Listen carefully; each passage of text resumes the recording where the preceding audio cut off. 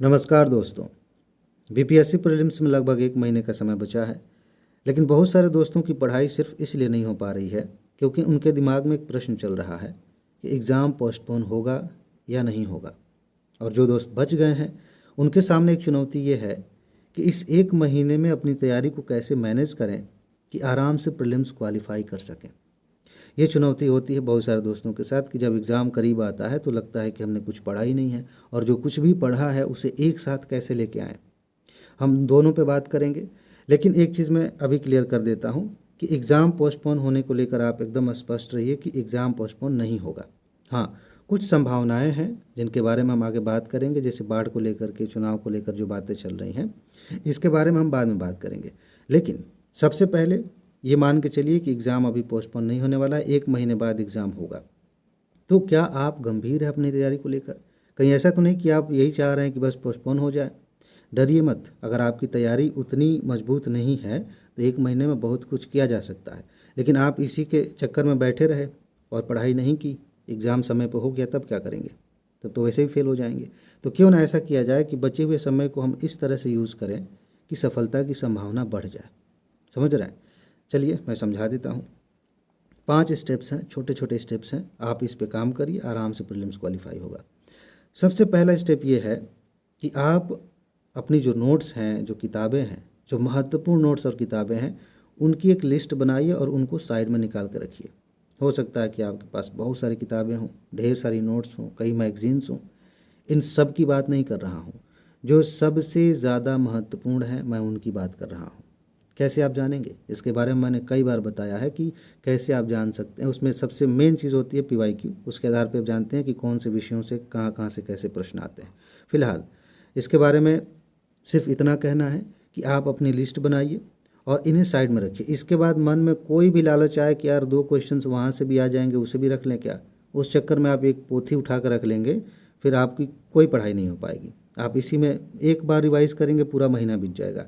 मैं चाहता हूं कि आप अपने मटेरियल को कम से कम 10 से 15 बार आराम से रिवाइज़ कर सकें, और वो चीज़ें जो आपके काम की हैं, जिनके आधार पे आपका सिलेक्शन होगा।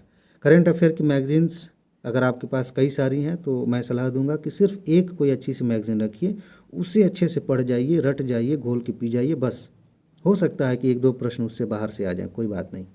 लेकिन अगर आपने ये सोच के कि 2-3 प्रश्न बाहर से आ जाएंगे इसलिए हम कोई और मैगज़ीन पढ़ लें, वो ख़रीद लेते हैं, तो आप ना तो पहली मैगज़ीन पढ़ पाएंगे और ना ही दूसरी पढ़ पाएंगे, आपके क्वेश्चंस छूट जाएंगे।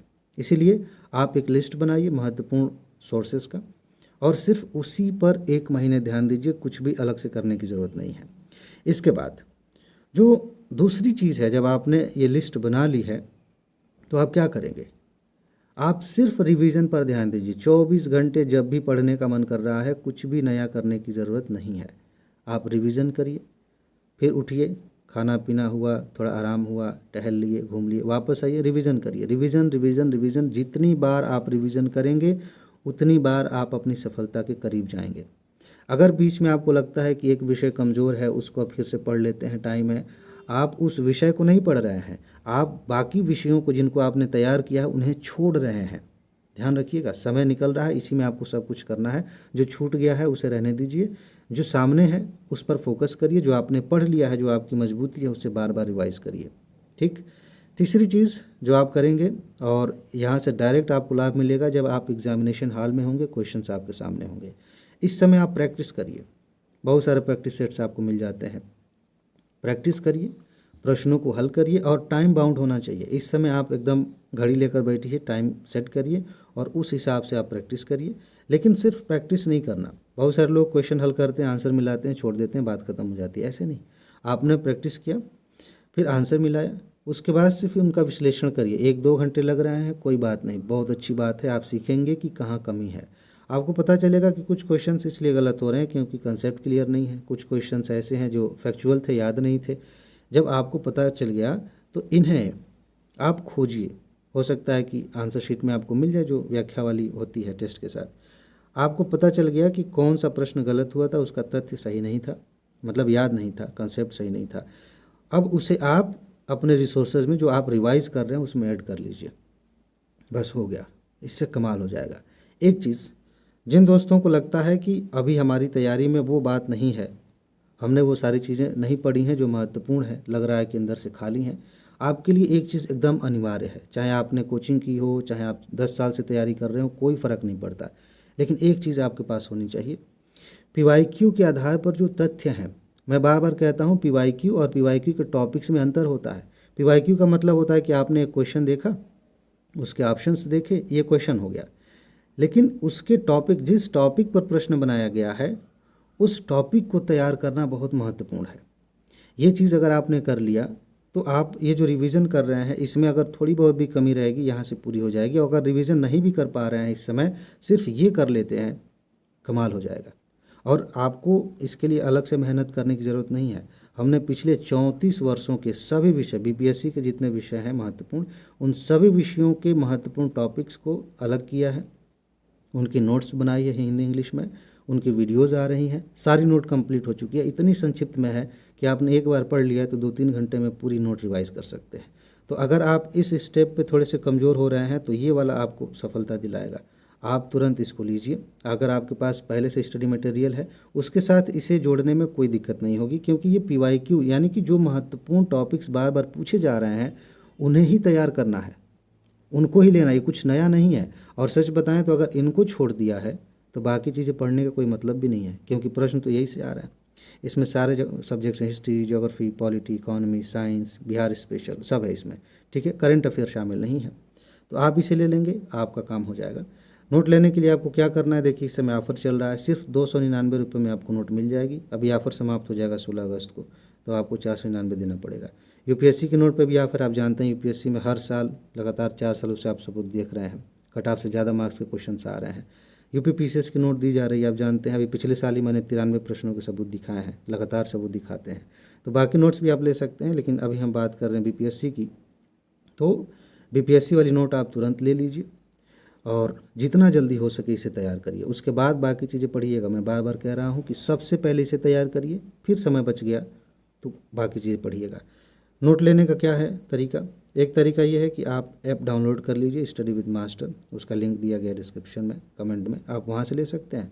या फिर ये रहा नंबर, इस पर आप इस व्हाट्सएप नंबर पर मैसेज कर दीजिए, आपको जानकारी मिल जाएगी, आप तुरंत नोट ले लेंगे, वहीं पर ग्रुप में ऐड कर लिया जाएगा, ठीक है। अब एक चीज़ और है, हो सकता है कि आप इंतज़ार कर रहे थे कि पोस्टपोन होने की संभावना पे क्या बात होगी। देखिए, एक चीज़, ये महीना वैसे ही बीत रहा है, एक मिनट रुकिए ज़रा। हाँ, तो मैं ये कह रहा हूँ कि ये समय बीत रहा है और ऐसे बीत ही जाएगा। तो पहली बात जो आपको दिमाग में रखनी है वो ये है कि पोस्टपोन नहीं होगा। अगर होने की संभावना है तो भी आप मान के चलिए कि नहीं होगा। आप अपनी तैयारी पर ध्यान दीजिए, क्योंकि अगर हुआ भी तो क्या, उससे क्या मिल जाएगा? सिलेक्शन तो उन्हीं का होगा ना जिन्होंने पढ़ाई की है। तो ये बात ध्यान में रखिए और तैयारी करिए। हाँ, जो दोस्त बाढ़ से प्रभावित क्षेत्र में हैं उनकी चिंता जाहिर है भाई, अगर आप फंसेंगे तो आपको भी लगेगा कि यार इतनी दिक्कत है, बाकी लोग इतने असंवेदनशील कैसे हो सकते हैं। तो उन क्षेत्रों से अगर आप हैं जहाँ पे बाढ़ आई हुई है तो आपका डर हो सकता है कि यार ऐसे ही रहेगा, कैसे एग्ज़ाम होगा। अगर सितंबर की शुरुआत तक ऐसा माहौल नहीं बन जाता है कि पानी का स्तर नीचे आ गया है, सेंटर्स आसानी से आवंटित किए जा सकते हैं, तो थोड़ी सी संभावना है, मान के चलिए 1-2% की संभावना है कि एग्ज़ाम पोस्टपोन हो सकता है, बहुत रेयर है। लेकिन जिस हिसाब से शेड्यूल किया गया है ना, चुनाव को ध्यान में रखते हुए एग्ज़ाम को एक बार आगे बढ़ाया गया, इस बात को लेकर आयोग बहुत अडिग रहेगा कि भाई हमने बहुत सोच समझ कर रखा है कि अगर बाढ़ आई भी तो सितंबर तक कम हो जाएगी, हम एग्ज़ाम करा लेंगे। तो आप इस उम्मीद में मत बैठिए कि एग्ज़ाम पोस्टपोन हो जाएगा। आप इस समय सिर्फ पढ़ाई कीजिए, अगर होना होगा तो होगा, नहीं होना होगा नहीं होगा, लेकिन पोस्टपोन होने की संभावना ना के बराबर है। एग्ज़ाम होने की संभावना 98% है, ठीक है। इसीलिए आप इस समय पढ़ाई पर ध्यान दीजिए। नोट्स आप ले लेंगे तो आपकी पढ़ाई ज़्यादा आसान हो जाएगी, जो भी इस समय डिस्टर्ब हुआ है आपका वो मेंटेन हो जाएगा, ठीक है। तो जाइए नोट्स लीजिए, अच्छे से तैयारी करिए, और एक बात जो मैं हमेशा कहता हूँ, अपना ख्याल रखिए, खुश रहिए, मस्त रहिए, मुस्कुराते रहिए, जल्दी से सफल होइए और ज़िंदगी को एंजॉय कीजिए। आगे मिलते हैं, नमस्कार।